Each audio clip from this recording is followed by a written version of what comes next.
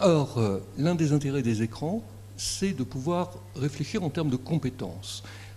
Il n'y a pas de CAPES ou d'agrégation d'audiovisuel qui existe en France. Or, on a un découpage des matières, de vos temps d'enseignement scolaire, vous qui êtes élèves et qui subissez cela, qui est lié directement à un découpage par matière.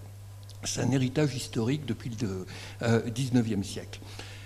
Or, on constate l'irruption depuis des années d'un certain nombre de choses qui sont totalement transversales. Et cette transversalité, entre autres, on le retrouve par le numérique, Gilles le signalait tout à l'heure, mais on le retrouve par les écrans. Du coup, ça vient percuter nos logiques d'organisation même de la transmission du savoir. Jusqu'il y a peu, transmettre du savoir, c'est le prof qui parle. Moi, je fais ça en amphi, à l'IEP ou ailleurs. Et j'ai des élèves qui sont totalement silencieux. C'est catastrophique. On est dans la conception napoléonienne du savoir et de l'université, à l'inverse de la conception allemande ou de la conception britannique et américaine, où depuis très longtemps, ils pratiquent ce qu'aujourd'hui on appelle en France la classe inversée.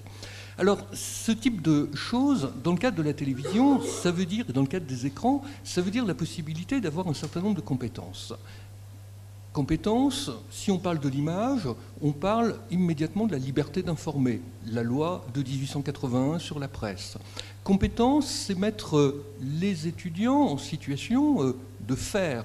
Or, vous savez que dans nos lycées, on a une division très forte entre les lycées d'enseignement généraux, où les bons élèves ont été dressés par le système, et bien dressés, à se taire et à écouter, et à prendre des notes, et à gratter jusqu'aux classes de terminale.